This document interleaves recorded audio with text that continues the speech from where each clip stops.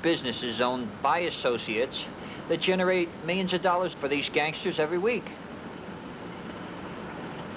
We're coming up to this bar right here on the next corner. This is Pee-wee's bar, pizzeria. It's a whole operation now.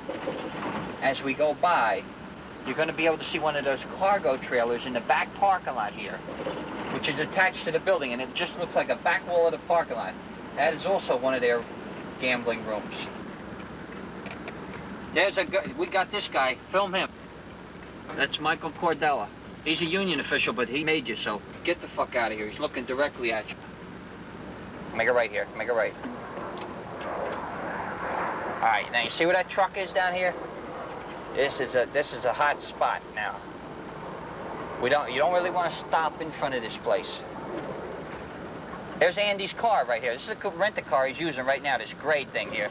That's Andy's car. 226 ZZU, that's his ride. That's his place, electricians.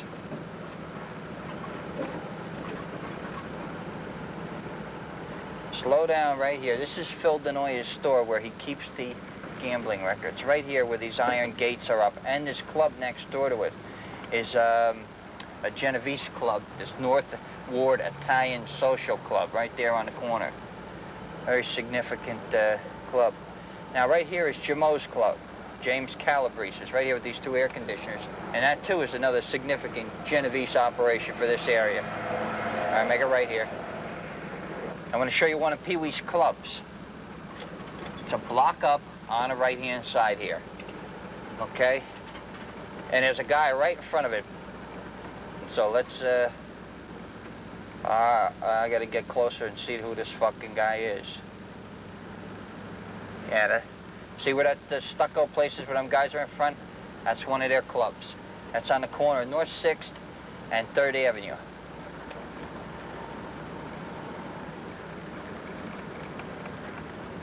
This is Pee-wee's club right here.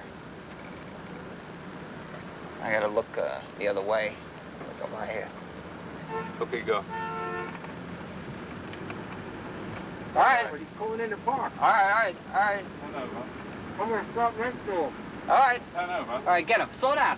Get him right here. That's Andy. Hey, the big boss. All right, now we're cooking. Great, go ahead. Okay, pull up a little bit. Pull up. Keep going, nice and easy. Keep going, follow him now. I don't see him. I'm looking All out right. the window. He's right in that trailer there. We make a right or what? On 3rd, right here by the sausage place. Is that his place? Yeah. Yeah, make a right here. Now you'll take him right down to his business. Is he following us, Bob? Yep. Okay. Slow down at the stop sign, Frank. Give Bobby a chance to get a shot at him. Shut the fuck up. Come on, Frank. I know. I fucking love this shit. Especially when we get the big guys. You better disappear. He could possibly see something through this window. I don't know.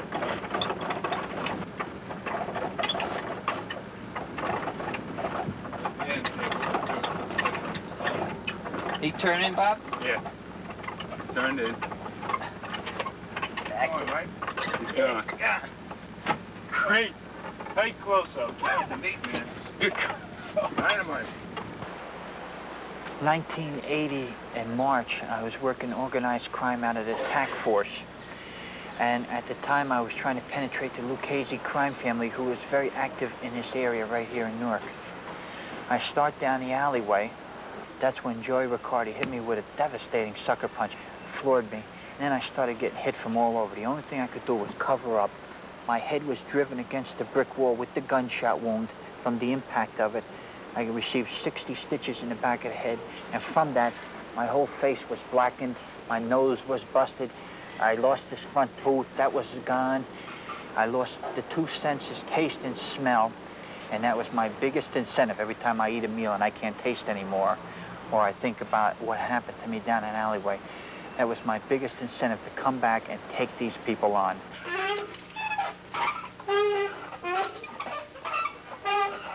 When you're up against a mob, you gotta know the players, their haunts, and their organization.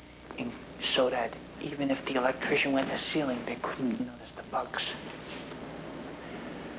The rest of the office is just a fraudulent oil company. The posters I got from the supply place. We have a minimum amount of tools here. Got a dead phone over there that goes nowhere. The chairs and the desks came from the state police. De-advertising means nothing. It's all a fraud. I've been here a year. It's my suntan oil for when I sit on a sidewalk with the bad guys, so I don't get too badly burned. Okay, I better get out of here.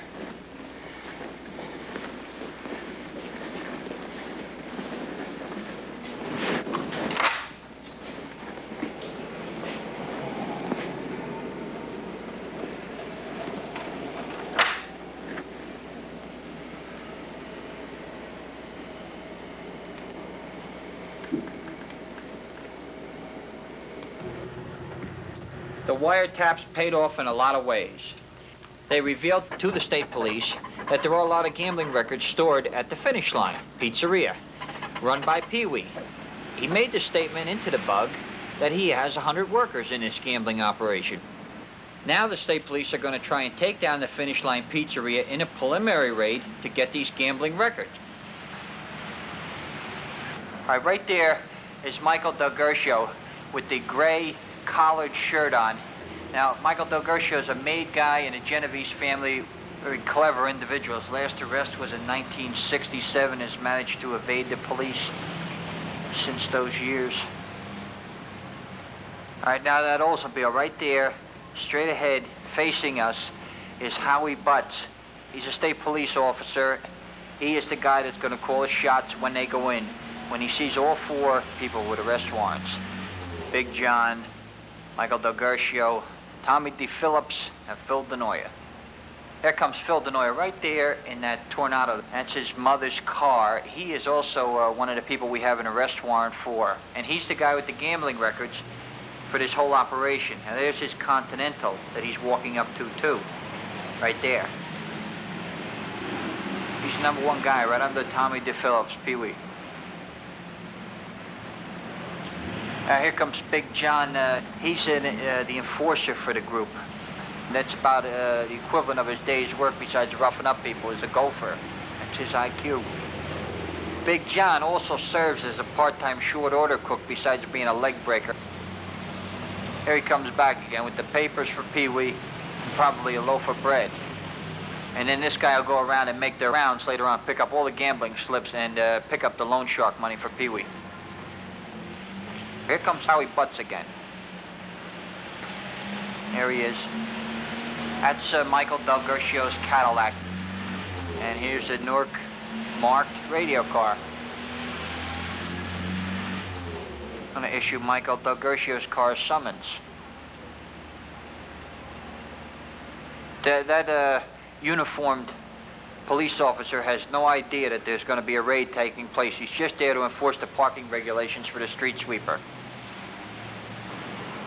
Phil Denoya has just left the scene now in his mother's car, and the detectives on the scene are probably looking for his Lincoln. There's Michael Del Gercio receiving the summons and going to complain now he's a big-time mob guy, and who am I to get a parking ticket? Then now he owns that space for the day.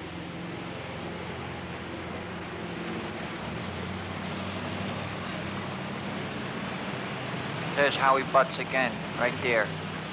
Howie Butts is a state police officer. And you get a good shot of his car.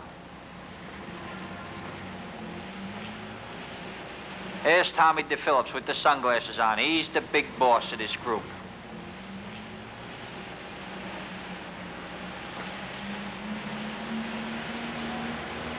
Okay, Howie Butts has proceeded in the door, which means the raid is on.